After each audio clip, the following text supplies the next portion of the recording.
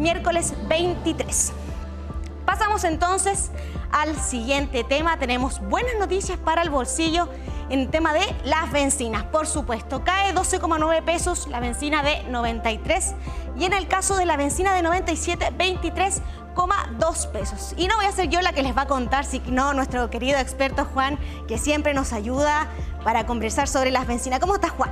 Hola, ¿qué tal? ¿Cómo estás? Muy bien. Oiga, yo me acuerdo que nosotros hicimos la nota y estuvimos conversando cuando fue uno de los acontecimientos o hitos de esta crisis del Medio Oriente y se confirma lo que tú ya adelantabas, que la bencina, sin importar cómo se iban a mover, a excepción que hubiera un gran cambio en los factores, iba a bajar durante esta semana. ¿Se cumple? ¿Cómo viste justamente eso?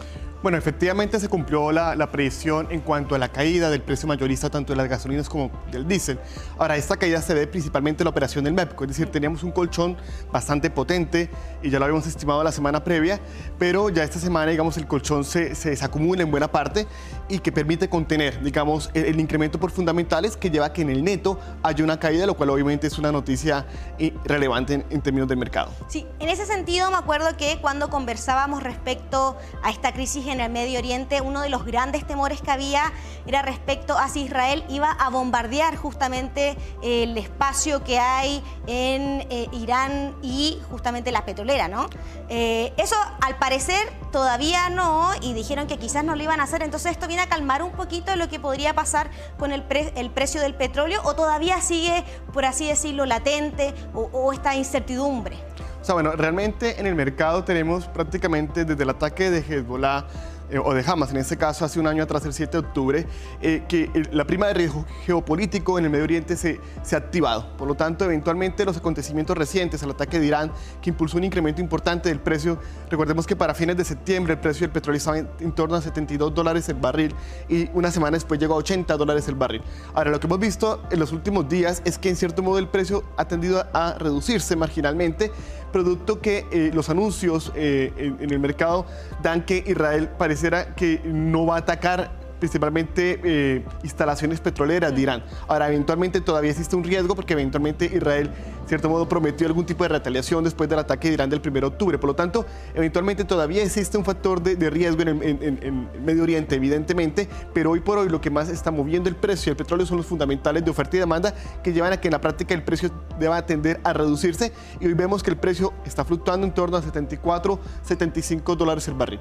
Tenemos por un lado de los factores el petróleo, que es bastante importante, de ahí viene justamente la gasolina, pero por otro lado tenemos el dólar, y el dólar ha estado bastante sube y baja, pero no baja de los 900, sino que acercándonos más bien a los 950. Yo lo vi hace un ratito y estaba más o menos en 940, y es lo que ha fluctuado en los últimos días. Claro, bueno, aquí la noticia un poco preocupante a la luz del precio de los combustibles y más en el corto plazo es la dinámica del tipo de cambio. ¿Por qué? Porque el tipo de cambio empezó a aumentar en forma importante por diversos factores, tanto a nivel local como a nivel externo. Y hoy tenemos un tipo de cambio en torno a 940 pesos por dólar. Vemos que eventualmente las noticias del cobre no han sido muy positivas recientemente, una mayor debilidad de la economía de China, lo cual ha hecho que el precio del cobre hoy esté más en niveles de $4,3 la libra, que hace más o menos un mes atrás estamos hablando de 4,7. Por ende, todo esto ha llevado a que el tipo de cambio tienda a depreciarse.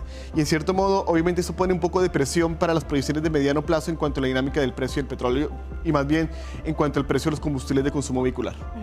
Acá en Chile comienza a hacer calorcito.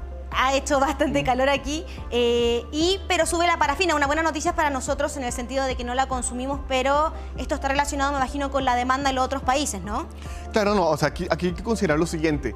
Como nosotros vemos en el informe de precios que ENA publicó el día de ayer, sí, efectivamente las gasolinas y el diésel se redujeron a través de, obviamente, fundamentalmente por la presión del MEPCO. Pero cuando vemos la parafina, vemos que este combustible aumentó más de 50 pesos por litro.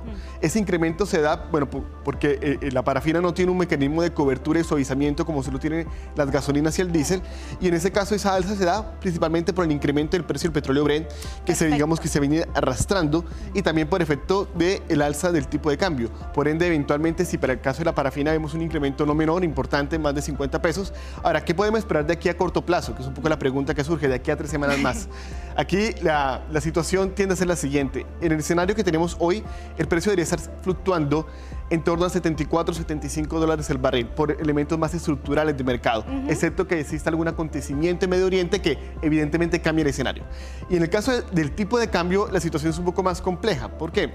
Porque vemos que eventualmente ha habido diversos factores del mercado de Estados Unidos, decisiones de política monetaria, etcétera, que han llevado a que el tipo de cambio tienda a depreciarse junto al factor del precio del cobre. Por lo tanto, si tenemos este escenario entre 930 y 940 pesos por dólar, de aquí a 3 semanas más, lo que podríamos esperar sería una baja leve, muy leve en cuanto al precio de las gasolinas, si es que se da este escenario. Pero eventualmente hay una gran sensibilidad a lo que pueda pasar en los próximos días, teniendo en cuenta otro elemento importante, que el MEPCO en cierto modo ya se desacumuló. Es decir, el MEPCO ya cumplió el proceso de suavizar la variación, ya lo hizo.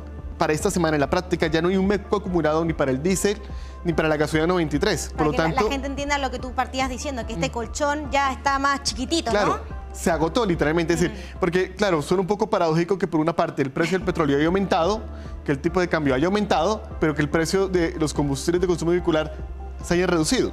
Por lo tanto, ese proceso se da por la operación del MEPCO.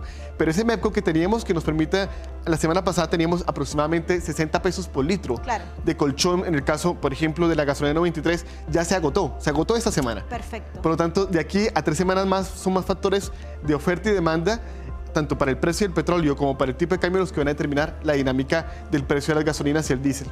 Hay un poquito más de incertidumbre respecto a lo que puede pasar. A veces, para que la gente sepa, ellos siempre nos ayudan con las proyecciones. Muchas gracias, Juan, por conversar con nosotros, investigador del Observatorio del Contexto Económico de la Universidad Diego Portales, y a estar atentos entonces a lo que va a pasar. A diferencia de otras veces, hay un poquito más de incertidumbre y las noticias ojalá sean buenas en las próximas 3 semanas para nuestros bolsillos. Y ahora seguimos con la siguiente lámina respecto a la